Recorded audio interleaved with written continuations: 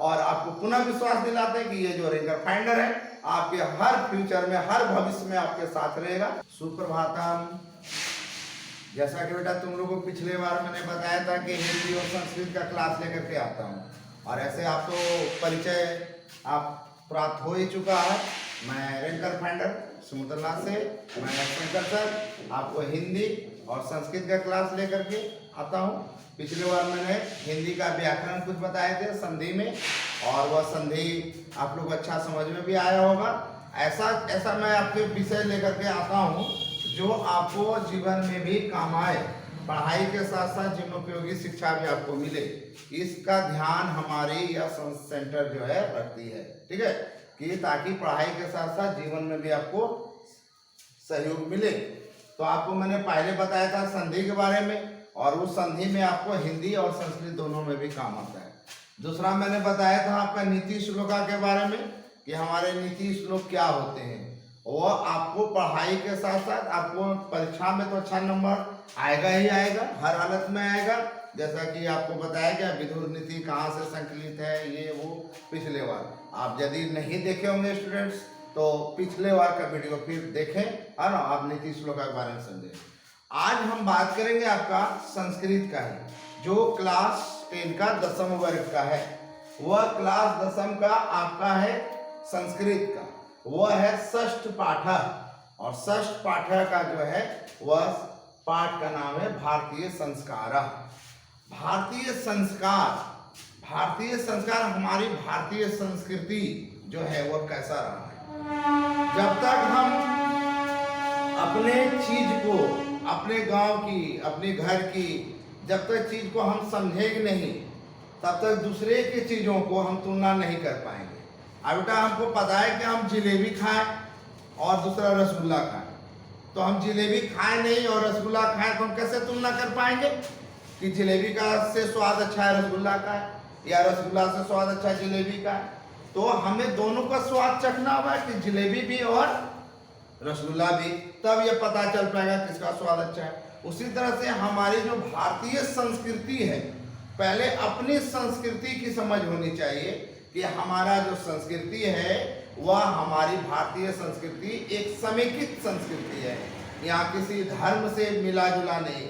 बहुत सारे लोग यहाँ पर आए, आपको इंग्लिश क्लास में भी हमारे सहयोगी शिक्षक ने इंडियन कल्चर के बारे में आपको बताए होंगे, संस्कृति के बारे में समझाए होंगे, और उसी के बारे में फिर उसी से एक भारतीय संस्कृति उसके बारे में आए कि हमारा आज जो है भारतीय संस्कार, संस्कार क्या है, एक प्रकार का सामाजिक कानून है। क्या है यह? एक प्रकार का सामाजिक कानून है, और इस समाज में कैसे हम लोगों को रहना है, किस कानून के अंतर्गत हम इज्जत मिलेगा समाज में, यह चीज हमें दिखाया जाता है। जब तक हम अपने संस्कार को समझेंगे नहीं, तब तक हम जो है जीवन में सफलता मिलने की संभावना कम है। तो आते हैं देखते हैं कि ये भारतीय संस्कार जो है इसके बारे में बोलता है। भारतीय संस्कृति है अन्यतम विशिष्टम विद्यते यत् जीवने इस समये समये संस्कार अनुतिष्ठा भवन्ति। यानी भारतीय संस्कृति की एक बहुत बड़ी, एक प्रमुख विशेषता यह है कि जीवन में यहाँ समय समय पर संस्कार मनाए जाते हैं। समय समय पर क्या मनाए जाते हैं? संस्कार मनाए जाते हैं। अद्य संस्कारः शब्द सीमितो व्यंग्य रूपा परियुज्यते। आज जो है संस्कार का नाम सुनते हैं लोग व्यंग्य करते हैं कि आज के जमाने में यह संस्कार का क्या महत्व है। लोग जो है हंसी उड़ाते हैं, मजाक उड़ाते हैं, लेकिन यदि सही में इसमें जाए, जड़ में जाए, तो आज भी यह पता चलेगा कि हमारे संस्कार का कितना महत्व है। किंतु संस्कृते रूपकर्मिदम भारतस्य व्यक्तित्वम रचयति। किंतु संस्कृति का यह उपकरण भारत की व्यक्तित्व का रचना करता है। विदेशी निवसंतो भारतीयः संस्कारान प्रति उन्मुखा जिज्ञासावश्य। विदेश में भी निवास करने वाले लोग भारतीय संस्कृति के प्रति उन्मुख और जिज्ञासु होते हैं कि ये देखते हैं कि भारत का संस्कार क्या है, भारत की संस्कृति क्या है। बेटा आप लोग बहुत सारे मम्मी पापा या आप लोग टीवी वगैरह देखते होंगे, समाचार पत्र देखते होंगे, न्यूज में देखते होंगे कि बहुत सारे विदेशी लोग भी हमारे भारत में आकर के वह जो है पूजा मंदिरों में दर्शन करते हैं। और यहाँ तक कि कुछ जो है जुगल, जिसे पति पत्नी के रूप में बोला जाता है, वह भी हमारी भारतीय संस्कृति में भारतीय संस्कार के साथ वह यहाँ शादी भी रचा रहा है। वह यहाँ की इतनी अच्छी रोचकता है कि शादी में मंडप का निर्माण होना, ये होना वो होना जो दिखाया जाता है, वह उसे बहुत ही अपनी ओर आकर्षित कर रहा है। और यह जो है विदेशों के भी लोग हमारे भारत में आकर के ये संस्कार को अपना रहे हैं। तो हम लोग जब भारत का है तो भारतीय संस्कृति को जानना बहुत ही जरूरी है। पाठ्येऽस्मिन् तेषां संस्काराणां संक्षिप्ता परिचयो महत्वं च निरूपितम्। इस पाठ में उनके संस्कारों का संक्षिप्त परिचय दिया गया है। क्या दिया गया है? संक्षिप्त परिचय दिया गया है और उसके महत्व को निरूपित किया गया है। बोलता है भारतीय जीवने प्राचीन कालतः संस्कारः महत्वं धारयन्। भारतीय जीवन में प्राचीन काल से ही संस्कार के महत्व का धारण किए हुए हैं। प्राचीन संस्कृत अभिज्ञानम संस्कारेभ्यो जायते। प्राचीन संस्कृति का ज्ञान में ही उत्पन्न होती है। कल्पना अत्र ऋषीणां कल्पनासित यत जीवनस्य सर्वेषु मुख्यावसरेषु वेद मंत्राणां पाठ, वरिष्ठानां आशीर्वाद, होमः, परिवार सदस्यानां सम्मेलनम च भवेत्। जब यहाँ पर संस्कार होते हैं तो कुछ संस्कार ऋषियों के द्वारा कल्पना की गई है और जो जीवन के सभी मुख्य अवसरों पर वेद मंत्र का पाठ करना, वरिष्ठों का आशीर्वाद लेना, पवन हवन एवं परिवार के सदस्यों का सम्मेलन होना चाहिए। संस्कार जो है हमारे क्या है आज के जीवन में, ये आज आधुनिकता के दौर पर हम लोग क्या होते जा रहे हैं, एक परिवार के सदस्य दूसरे परिवार के देखना के तो बात दूर, आप अपने ही परिवार में यदि 4 भाई हैं तो वह या बहन है, बड़े परिवार है तो वह भी ज्यादा जो है लेकर के चलना नहीं चाहता है। नहीं हो गया छोटा परिवार है ये काम की, लेकिन ये गलत है।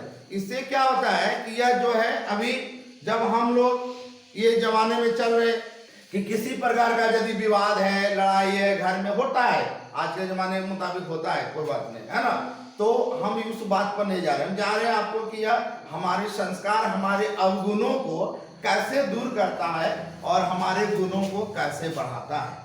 हम देखते हैं कि यदि हम परिवार में रह रहे हैं, हमारे चाचा के साथ, हमारे बड़े पापा के साथ, चाची के साथ किसी भी प्रकार का यदि वाद विवाद हो गया हो, मतलब बातचीत नहीं हो रही हो, तो बेटा उसमें क्या होता है कि यदि आपके घर में कोई शादी है, कोई आपका बहुत सारे कार्यक्रम होते हैं आपके घर में, शादी विवाह होता होगा, पूजा पाठ होता होगा, बहुत सारे ये जन्मदिन मनाया जाता होगा, छठियारी मनाया जाता है, बहुत सारे कार्यक्रम होते हैं। तो उसमें से क्या होता है, यदि मान लो शादी भी है तो वहां पर क्या होता है कि यज्ञ होता ही है, पूजा पाठ, वरिष्ठ ये ब्राह्मण लोगों को बुलाया जाता है, घर भी शुद्धि होता है और उसके साथ साथ मेरा मन भी शुद्धि होता है। ये भारतीय संस्कार का सबसे बड़ी बात है कि यह जो पूजा पाठ जो है यह मन की शुद्धि को ही बढ़ाता है। वो तो एक जरिया है पूजा पाठ करने का, लेकिन ये पूजा पाठ जो होता है, यज्ञ होता है, वो हमारे मन की अशुद्धि को दूर करता है, मन को शुद्ध करता है। यानी अभी बता रहे थे अभी कि आपका जो है चाचा से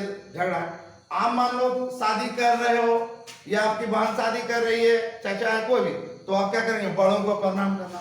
यदि आप उसके साथ बोलचाल बंद भी है किसी भी कारण से, आप क्या करोगे, प्रणाम करना ही है, उतना आदमी के सामने आपको प्रणाम करना है। तो आपके चाचा में यदि मेल भी रहेगा मन में, तो फिर भी वो क्या कहेगा, उतना आदमियों के सामने क्या कहेगा, खुश रहो, आनंद रहो, चाहे जैसे भी बोले, तो वो उसकी मन की गंदगी को कुछ तो कम हुआ, मन की गंदगी को तो दूर हुआ। और हमारे साथ जो वह दूरी बन रही थी परिवार के बीच में, तो ये संस्कार में हम लोगों को वह सामने लाने का प्रयास किया, हमारे रिश्ता को, दिल को रिश्ता से जोड़ने का काम किया। तो ये हमारे संस्कार का महत्व है। आज जो है किसी भी घर में कोई भी काम होता है, आज दुनिया में कोई ऐसा मतलब खास करके जो है भारतीय संस्कृति में ऐसा देखने को भी मिल रहा है कि लोग एकल परिवार जीने की कोशिश कर रहे हैं कि एक जो है एक छोटा सा परिवार है, उसी में बड़े परिवार को आमंत्रित नहीं किया। लेकिन जब शादी विवाह या कोई भी आपके घर में कार्यक्रम होता है तो घर के सदस्यों के रिश्तेदारों को, नातेदारों को बुलाया जाता है और उसमें रिश्तेदार नातेदार जब आते हैं तो उसमें से क्या होता है कि बहुत प्रकार की समस्या भी होती है। अब मान लो कि हम आए, आप मामा को बुलाएं, मामा भी आए और बहुत सारा है। आप देखो ना कि आप रमेश है, अरे रमेश देखो ना ये मामा का लड़का है, इसको तो कुछ क्या कर रहे हो तुम? तो अभी तो कुछ नहीं कर रहे हैं, बीए पास है, इंटर पास है, एमए पास है, बीएड किए हुए, नहीं ऐसा नहीं है ना। तो उसमें कुछ विचार विमर्श होता है कि ठीक है वहां पर काम नहीं है, अच्छा चलो हम जहाँ पर काम कर रहे हैं चलो वहां पर तुमको लगा दिए, तो लगा दिए तो क्या हुआ, तो उसका भी काम बन गया और ये परिवार में मिलन भी हो गया। उसी तरह से कुछ जो है होता है कि ये जो है मौसा है, ये फूफा है, देखो ये ऐसा करता है वैसा करता है, घर में ऐसा करता है, तो उसको आप समझा बुझा सकते हो कि परिवार के बीच में आपको रहते हैं 10 किस्म के आदमी मिलते हैं, 10 रिश्तेदार मिलते हैं, तो जो भी हमारी सकारात्मक नकारात्मक जो भी होती है वह सारा दूर हो जाता है। और यही होता है मेन मुद्दा, यही था कि हमारे संस्कार को बनाने का, ताकि जो है हर दिन तो एक परिवार का सारे सदस्य तो मिल नहीं सकते, ये तो सभी अपने अपने कामों में व्यस्त रहते हैं, लेकिन यदि घर में किसी प्रकार का सांस्कृतिक कार्यक्रम होता है या कोई विवाह शादी है या कुछ भी घर में हुआ है, सुख दुख में लोग साथ होते हैं, तो ऐसे अवसरों पर हम लोग सारे परिवार के लोग मिलते हैं। और इसलिए यह बताया गया है कि यहाँ पर परिवार सदस्य नाम सम्मिलन च भवेत्, यानी परिवार के सदस्यों का मिलन होता है और सर्वे संस्कार अनुसृते संभवति एवं संस्कार महत्वं धार्यते। इस तरह से संस्कार हमारे जीवन में महत्वपूर्ण स्थान रखता है। किच संस्कार से मौलिक अर्थ परिमार्जन रूप गुणाधन रूपस्य च विस्मृते, यानी संस्कार का मौलिक अर्थ क्या है कि अपने अवगुणों को दूर करना और गुणों को बढ़ाना। अतः संस्कार मानव रूपी कर्मश परिमार्जन दोषपनेने गुणाधाने च योगदानम कुर्वन्ति। आप आते हैं संस्कार के बारे में समझ गए कि संस्कार का क्या महत्व है। संस्कार, अब इसमें आते हैं क्वेश्चन पर, आपको ऑब्जेक्टिव आता है और उस ऑब्जेक्टिव में यहाँ पर बहुत सारे छात्र, मैंने पिछले 10 साल के अनुभव से मैं ये बता रहा हूँ कि यह ऐसे क्वेश्चन जो है गेस्ट पेपर से या कहीं से यदि वो याद करता है तो वहां पर वो फंसता है, क्योंकि बेटा वो रटंत में है, आपको रटंत नहीं है, वह आपको समझना है। जैसे देखो बेटा यहाँ पर सेकंड पैराग्राफ में आपको अभी बताया गया, थर्ड पैराग्राफ यानी तीसरा गद्यांश में यह लिखाया गया है कि संस्कार प्रायेण पंच विद्या संति। संस्कार प्राय 5 प्रकार के होते हैं। कितने प्रकार के होते हैं? 5 प्रकार के। और यहाँ पर ऑप्शन आता है कितने प्रकार के होते हैं? 5, 4, 6, 16। तो ऐसे जगह पर क्या होता है, अभी आगे आपको पढ़ाएंगे तब आपको ये कंफ्यूजन दूर होगा कि 5 और 16 कहाँ पर हमको लिखना है। तो ये यदि आए संस्कार कितने प्रकार के होते हैं, कितने, तो वो लिखेंगे 5। पहला जन्म के पहले, जन्म पूर्व अस्त्रीय, जन्म के पहले 3। दूसरा होता है शैशव संस्कार 6, शैक्षणिक संस्कार 5, गृहस्थ संस्कार विवाह रूप 1, मरणोत्तर संस्कार 1। यानी 5 प्रकार के संस्कार होते हैं। कितने प्रकार के होते हैं? 5। पहला होता है जन्म के पहले। जन्म के पहले कितने संस्कार? 3। जन्म के पहले संस्कार 3। उसके बाद होते हैं दूसरा में शैशव संस्कार, जिसे शैशव संस्कार होते हैं 6 प्रकार के। तीसरा होता है शैक्षणिक संस्कार, जिसमें होते हैं वो 5 प्रकार के। और चौथा होता है गृहस्थ संस्कार, जो विवाह के रूप में 1 होता है। और 5वां होता है मरणोत्तर संस्कार, यानी मरने के बाद एक संस्कार होता है जिसे बोलते हैं अंत्येष्टि संस्कार। ठीक है, तो ये संस्कार कितने प्रकार के हो गए? 5। अब बोलेगा कुल संस्कार कितने होते हैं? तो कुल संस्कार कितने हो गए? 16, क्योंकि जन्म के पहले 3 हो गया, शैशव संस्कार में 6 हो गया, शैक्षणिक संस्कार में 5, गृहस्थ संस्कार 1 और अंत्येष्टि संस्कार 1। इस तरह से सभी मिलाकर के कितने हो गए संस्कार? 16। कितने प्रकार के बोला जाए तो 5, हिंदी में पूछा जाए तो 5, संस्कृत में पूछा जाए तो 5। संस्कृत में पूछा जाए कि संस्कार कति संति, संस्कार कितने होते हैं, तो लिखेंगे 16।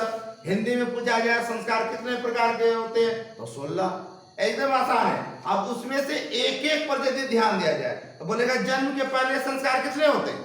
अभी कितना बताया गया? जन्म के पहले 3। शैशव संस्कार में कितने संस्कार होते हैं? तो 6। शैक्षणिक संस्कार में कितने होते हैं? यानी शैक्षणिक संस्कार यानी शिक्षा संस्कार, शिक्षा संस्कार को हम आगे पढ़ेंगे। शिक्षा संस्कार को गोदान संस्कार के नाम से भी जाना जाता है।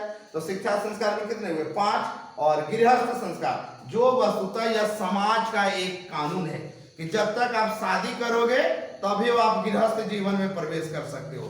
तो ये समाज के रूप में जाता है। दूसरे गृहस्थ जीवन आप ऐसे भी कहीं आपको समाज से शादी नहीं की है, इधर उधर करते हैं, तो वो समाज के नजरों में, जैसे आप कोई अपराध करते हो तो प्रशासन के नजर में वह क्या होता है? गैर कानूनी होता है। उसके बदले में आपको दंड मिलता है, सजा मिलती है। उसी तरह से यह भी हमने पहले भी बताया था कि संस्कार जो है क्या है? एक कानून है, समाज का कानून है। यदि आप विवाह समाज के अंतर्गत नहीं करेंगे, आपके मम्मी पापा या आपके अभिभावक आपके अनुरूप उसके अनुरूप आप काम नहीं किए, तो वह यदि आपने गलत ढंग से कोई शादी कर लिया घर में, समाज में कोई भी, तो उसे क्या होता है? वह गलत माना जाता है और समाज के तरफ से दंडित किया जाता है। बहुत सारे लोगों में तो बहिष्कार भी कर दिया जाता है। और यदि हम लोग समाज के अतिरिक्त काम करें, समाज के अनुसार काम करें, तभी हमारा जो संस्कार सही होता है। और उसी में एक संस्कार था अंत्येष्टि संस्कार, अंत्येष्टि जिसका बोला जाता है अंत में जो संस्कार होता है वो मरने के बाद एक संस्कार होता है। इस तरह से संस्कार कितने हो गए?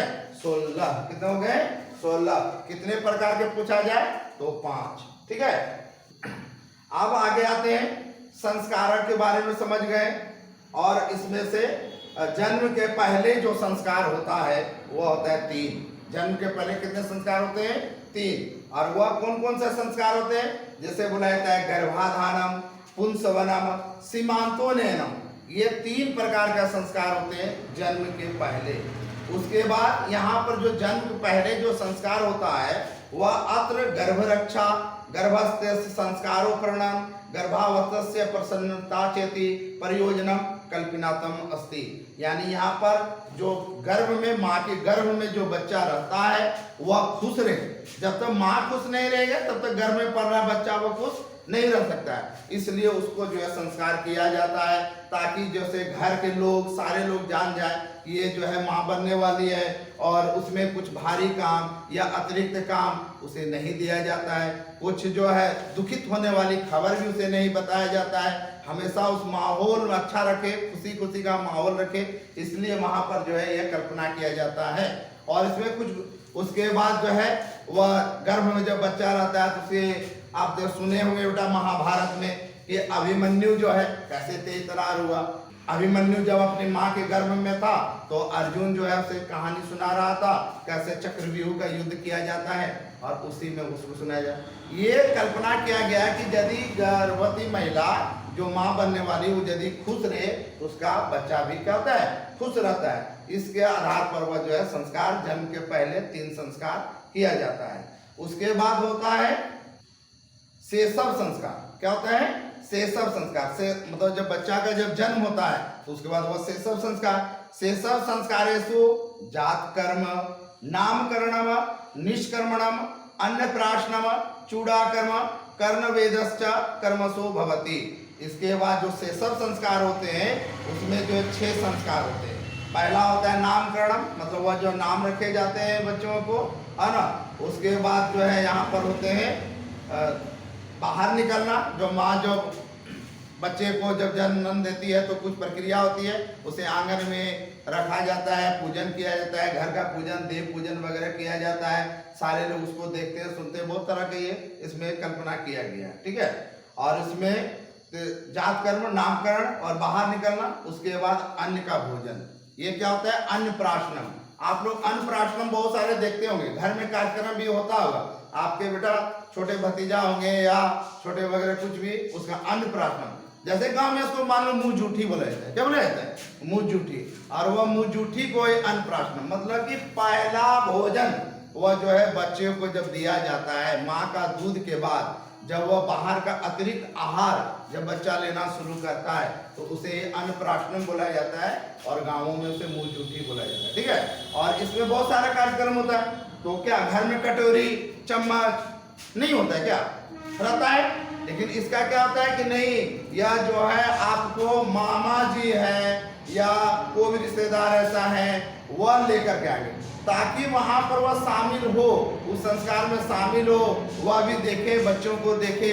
और वह जो है खासकर मामा के घर से कटोरी गिलास वगैरह आता है और उसमें पहला आहार, दूध, खीर जो भी हो वह बना करके बच्चों को खिलाया जाता है, ताकि परिवार का सदस्य जो आज के जमाने में हम लोग दूर होते जा रहे हैं, वह यह संस्कार हमारे रिश्तों को जोड़ता है। और वह जो है मामा है, फूफा है, बुआ है, जो भी है वह सारे आते हैं, साथ में खाते हैं, पीते हैं, हर्ष उल्लास का वातावरण बनता है। और जो परिवार में जो दूरियां रहती है वो दूरियां क्या हो जाती है, धीरे धीरे समाप्त होती है। और यह जो है हमारे रिश्तों को और मजबूत बनाता है, प्रेम भरा मजबूत बनाता है। इसलिए हमारी भारतीय संस्कृति का कोई भी अन्य देश मुकाबला नहीं कर सकता है ना।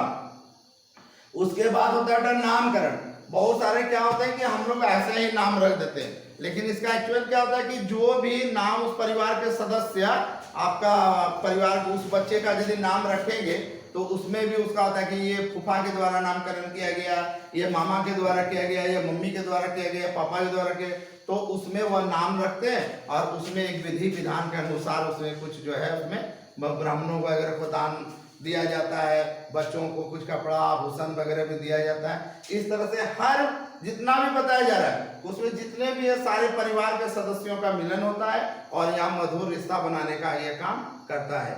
उसके बाद होता है चूड़ाकर्मण और कर्णभेद। वहां पर बाल भी बनाया, जैसे बहुत सारे लोगों का आप लोग देखते हैं कि मुंडन होता है ना, लड़कियों को जो है कान छेदा जाता है, ये सारे भी एक संस्कार के ही तहत होता है। ठीक है, तो आपको 5 विद्या बताया गया, कितने प्रकार संस्कार, कितने प्रकार के 5। और उसमें पहला बताया गया जन्म के पहले 3, वह 3 संस्कार के बारे में आपको मैंने बताया।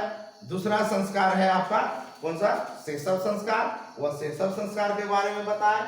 और अब हम लोग कहाँ चलेंगे, तीसरा शिक्षा संस्कार। तो शिक्षा संस्कार कितना बताया गया था, शिक्षा संस्कार आपको 5, हाँ कितना बताया गया था 5। तो शिक्षा संस्कारेषु, अब आते हैं अगला का ध्यान दीजिए, किताब आपके पास होगा।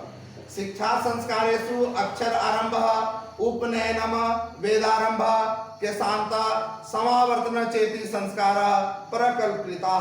अक्षर आरंभे अक्षर लेखनम, अंक लेखनम च शिशु प्रारभते। उपनयन संस्कारस्य अर्थ गुरुणाम शिष्यस्य स्वगृहे नयनम भवति, तत्र शिष्य शिक्षा नियमान पालनम अध्ययनम करोति, ते नियमा ब्रह्मचर्य वर्ते समाविष्टा। प्राचीन काले शिष्य ब्रह्मचारी इति कथ्यते अस्म, गुरु गृहे एव शिष्य वेदारंभ करोति अस्म, वेदानां महत्वं प्राचीन शिक्षायां उत्कृष्टं मन्यते अस्म। केषां संस्कारे गुरु गृहे एव शिष्यस्य प्रथमं छोरकर्मं भवति अस्म, अत्र गोदानम मुख्य कर्म, अतः साहित्य ग्रंथेषु अत्र नामांतरम गोदान संस्कारो अपि लभ्यते। समावर्तन संस्कार अस्यो उद्देश्यम शिष्यस्य गुरु गृहात् गृहस्थ जीवने प्रवेशः, शिक्षावसाने गुरु शिष्यान् उपदेश्य गृहं प्रेष्यति। उपदेशेषु प्रायेण जीवनस्य धर्मः प्रतिपाद्यन्ते, यथा सत्यं वद धर्मचर स्वा अध्यानं न प्रमद इत्यादि। यानी शिक्षा संस्कार 5 प्रकार का। पहला क्या करते हैं हम लोग, जब भी स्कूल जाते हैं तो क्या करते हैं, पहले अक्षर लिखना शुरू करते हैं, को गो गो गो, या 1 2 3 4, या 1 2 3, या प्रथमा द्वितीय तृतीय, जो भी वह लिखते हैं वह पहले अक्षर आरंभ शुरू करते हैं। उसके बाद क्या करते हैं हम लोग, उपनयन लेकर। उपनयन का मतलब होता है जैसे कि आज का वही नया रूप है। पहले क्या था कि वह आप रामायण देखे होंगे, महाभारत देखे होंगे, राजा का बेटा, राजा दशरथ राजा थे, उसके बेटा राम लक्ष्मण भरत शत्रुघ्न, क्या था उसको कमी, क्या था कमी, वह जो है 100 200 हजारों गुरु को वह अपने राजमहल में रख सकता था, लेकिन नहीं, वह क्या करता था, वह गुरु के आश्रम में भेजा जाता था ताकि वहां पर वह हर चीज सीखे, है ना। और अभी भी चाहे आपका बेटा हो, आपका बेटी हो, गार्जियन, या आप खुद स्टूडेंट्स, आपका छोटा भाई हो, बहना हो, भांजा हो, कोई भी हो, बेटा प्यार उतना ही करो जितना उसमें निभा सको। ज्यादा प्यार के कारण नहीं, अभी हम इसे स्कूल नहीं भेजेंगे, ये नहीं करेंगे, उसका भविष्य जो है खतरे में पड़ जाएगा। आपने तो राजा दशरथ का बेटा राम लक्ष्मण भरत शत्रुघ्न, वो चाहता तो सब कुछ कर सकता था घर में, लेकिन उसने कहाँ भेजा, वह उसने भेजा गुरुकुल में, और गुरुकुल में उसने वह शिक्षा पाया। आज के हमने बेटा बार बार यह बताते हैं कि आज का जो शिक्षा है वह सुधार हो रहा है धीरे धीरे, ऐसी बात है, लेकिन आज का शिक्षा क्या है, बिल्कुल जो है परीक्षोपयोगी हो गया। जितना परीक्षा में जरूरी है उतना रट लो, उसके बाद कुछ नहीं। फिर जीवन में वह चीज को जब आया आपको काम करने का, तो आप टाइट फिक्स हो गए, आपका जीवन वही का वही पड़ा रह जाएगा। तो राम आपको बता रहे राजा दशरथ, तो राम लक्ष्मण भरत शत्रुघ्न को कहाँ भेजा गया था, कहाँ भेजा गया था, गुरु आश्रम में। और गुरु आश्रम में उसे राम से वह गांव में भीख मंगवाया जाता था, है ना, गायों को दूध दुहना सिखाया जाता था, जंगलों में उसे लकड़ी बीनने के लिए सिखाया जाता था, सब झोपड़ी बनाना तक। वो बता रहे हम तो राजा का बेटा, हमको इस सबसे क्या जरूरत है। लेकिन क्या आपने देखा कि बाद में ये जिंदगी कहाँ किस मोड़ पर ले जाए, किसने देखा। इसलिए वो जब वह राम को जब 14 साल का जब वनवास हुआ, तो उसमें क्या हुआ, वही शिक्षा उसे काम आया। जंगल में खाली पैर चलना, कांटा कंकड़ के बीच में चलना, नदियों के पार करना, झोपड़ी बनाना, भीख मांगना, कंद फूल खा करके रहना, नीचे में सोना, ये जीवनोपयोगी शिक्षा था, है ना। इस तरह से वह जो है उसे शिक्षा दिया जाए। तो आज का बेटा जो भी जीवन का जो भी शिक्षा के बारे में हो, वह आप शिक्षा जीवनोपयोगी की शिक्षा पाए, ठीक है। फिर आगे आपको वीडियो में लेकर के आएंगे हम। चौथा 3 बता दिया गया संस्कार का 3, और चौथा आपका विवाह संस्कार और अंत्येष्टि संस्कार के बारे में आएंगे, ठीक है। आप हमारे जैसे भी पहले से भी आप लोग लाइक कर रहे हो, सब्सक्राइब कर रहे हो, और इसके लिए धन्यवाद। और आगे भी करते रहे, आपका वीडियो आपके पास बहुत पहुंचता जाएगा। आपको बार बार पुनः फिर बता दें, आप अपने गार्जियन के साथ भी देख रहे हैं, गार्जियन भी देख रहे होंगे, है ना। और आपको पुनः विश्वास दिलाते हैं कि ये जो रेंजर फाइंडर है आपके हर फ्यूचर में, हर भविष्य में आपके साथ रहेगा, सकारात्मक कदम के साथ आपके साथ चलेंगे। लेकिन आपका यदि कमेंट आता रहेगा तो हमें जो है और भी अच्छा लगेगा। धन्यवाद।